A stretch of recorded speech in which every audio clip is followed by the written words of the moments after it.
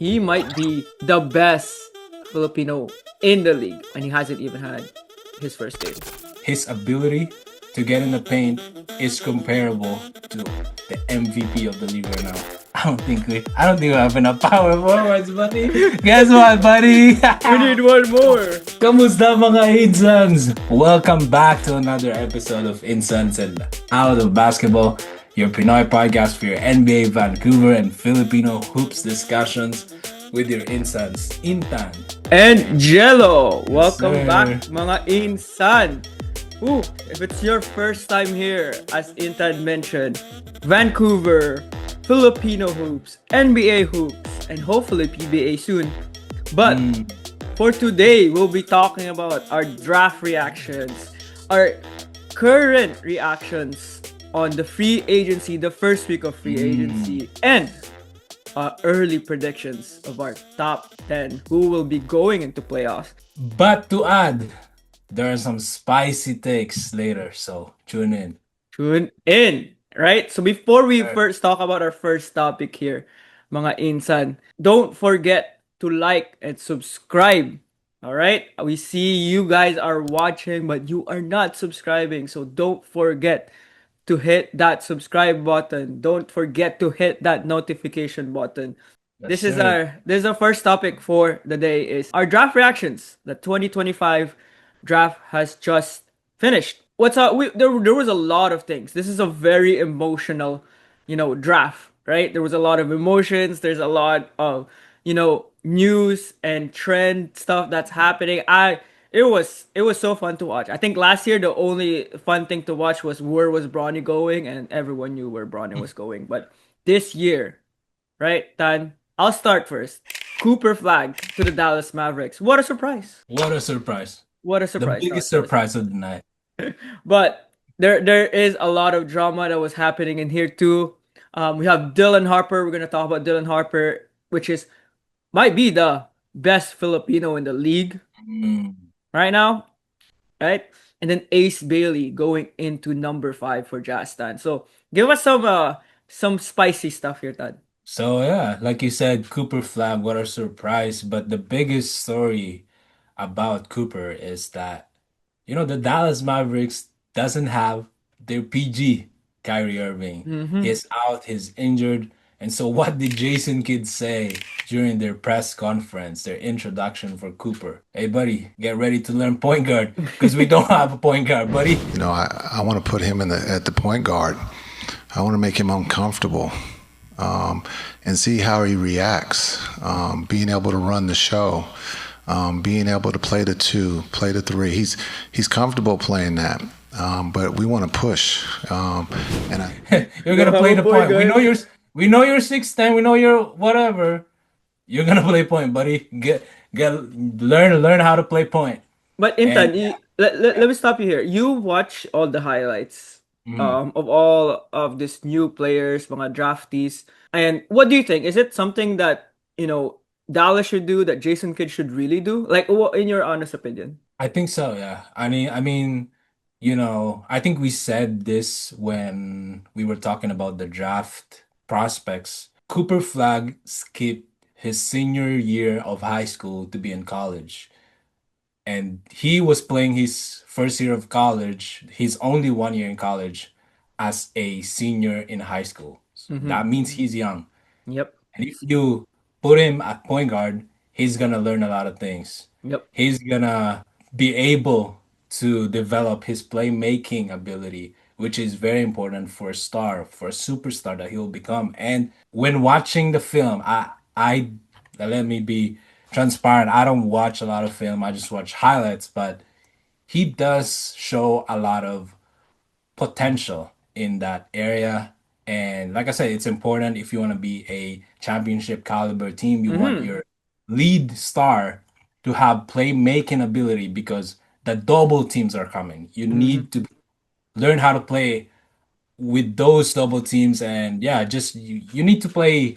You need to play like a playmaker. Yes, sir. That's what stars do. I think we're gonna be talking about DYLAN HARPER. Oh my God, Cooper Flagg for a while here. So let's skip to Dylan Harper, which is I didn't know going into this draft that he was half Filipino. And Dylan Harper, you said this. He might be the best Filipino in the league. He's half Filipino, but he might be one of the best Filipinos in the league right now, and he hasn't even had his first game. Yeah, that's a big words coming from me always, as always. But the bar is like I told you, the bar is not set that high. Yeah. The best Filipino trophy is out for the taking, and Dylan Harper is the second best player in the draft for a reason. He can attack the paint with ease. He got that spinning move like a 2K player, man. It's unstoppable. He can draw fouls. We saw with SJA drawing fouls, getting to the free throw line is very crucial, but he still has to develop a shot. He's not very athletic, so there's still some growing pains with him, but he could be a star in the league. And like I told you, his ability to get in the paint is comparable to the MVP of the league right now, to SGA. He could be that guy in the future. But Ooh. let me say this, right? Ooh. So you're Let me say saying this. Let me say this, all right? The San Antonio Spurs made a mistake. The San Antonio Spurs made a big mistake, all right? why? But it wasn't drafting Dylan Harper. It was getting De'Aaron Fox, all right? So yeah, when they got De'Aaron Fox, right? They were trying to make a playoff push, but then when Wemby got injured, those hopes were gone.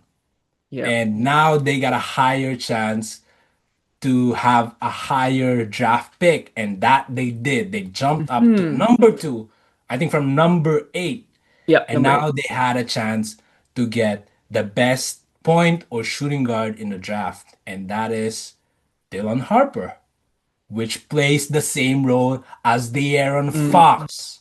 So now you're in this complicated situation. Who are you? Are you gonna play them together? Are you gonna put one in the bench? Ugh. And don't forget, what do they like to build in France? They like to build castles. And the rookie of the year last year was Yes, Stephon sir. Castle. Yes, sir. All Yes, right. sir. Stephon Castle is a budding star in the league. He was the perfect go-to guy with Wemby on the court last year. When he played more minutes, they played well together. Now you add Dylan Harper, you got potentially 6'5" over guards and Wemby 7-foot guy who you could build a defensive capable team with offensive power. Now where do you put De'Aaron Fox? Don't forget you have Chris Paul as well, the mentor. So and don't forget you have Devin Vassell as well. So You have Darren it's Vassell, a yep. very stacked, a good problem to have. It's very stacked guard situation.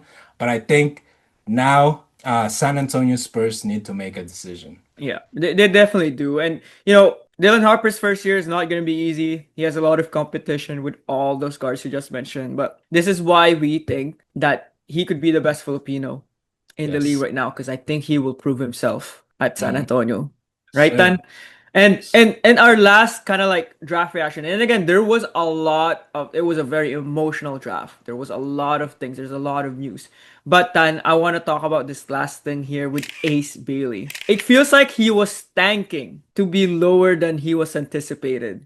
Right? I think he was hoping to be like in Brooklyn or something like that or I another think team. Brooklyn Pelicans and somebody else. Yeah. Yeah, it was definitely Brooklyn and New Orleans, but he went number 5 to the Oof. Jazz, to a Mm-hmm. Jazz team that has a decent amount of forwards already. Mm-hmm. And you can kind of see his frustrations that he was upset that he was drafted by Jazz.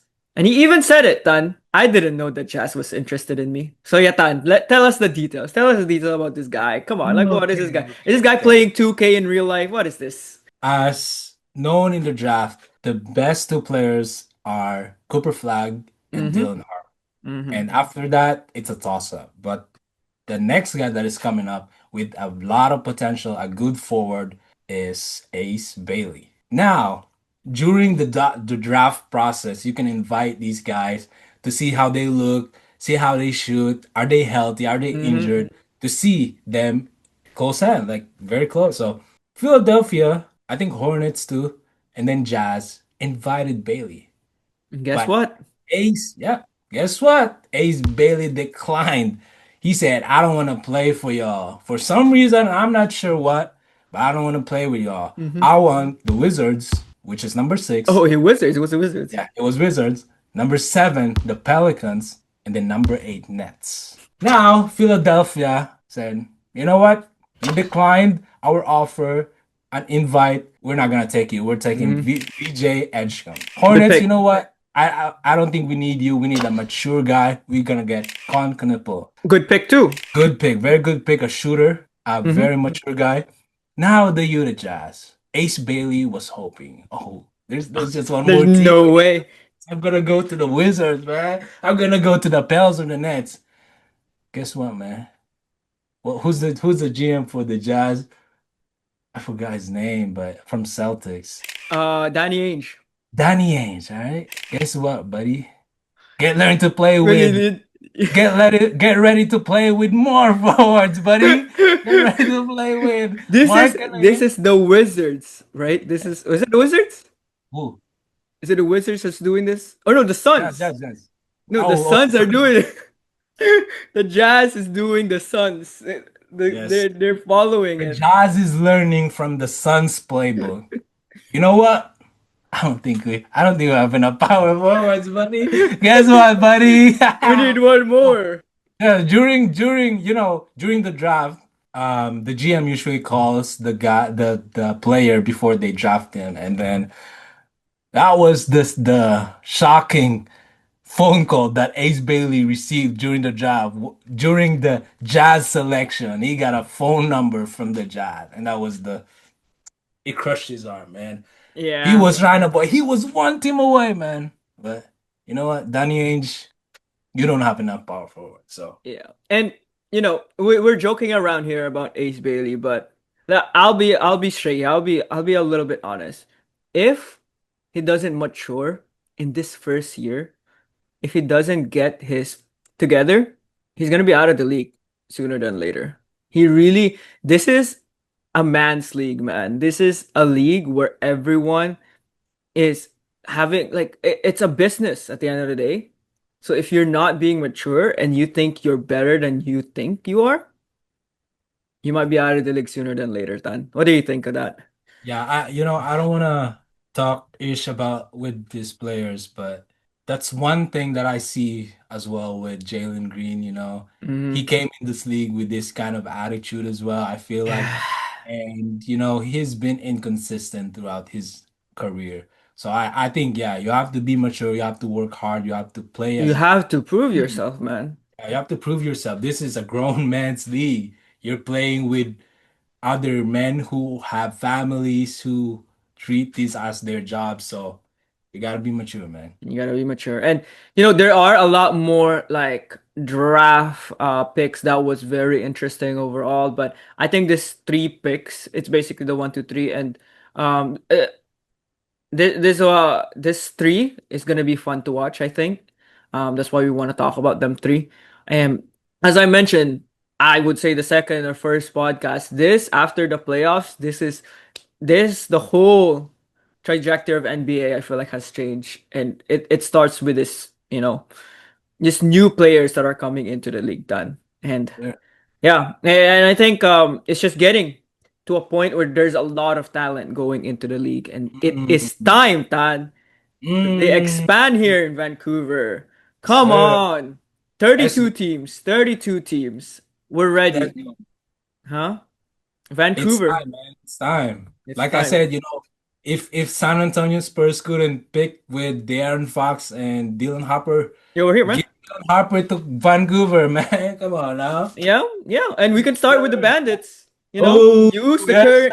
Use the current team. I would say, Tan, what we said last time, what you said, the Vancouver Bandits is the Oklahoma City Thunders of the CEBL.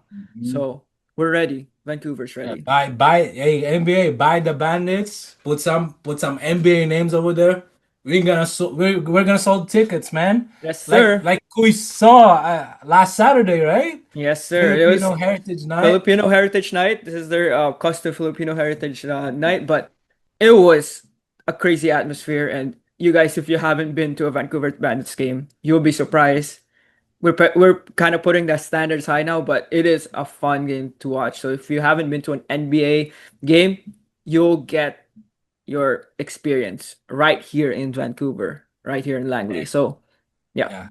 And once as once a famous guy said, "Tumira sa tres, pasok!"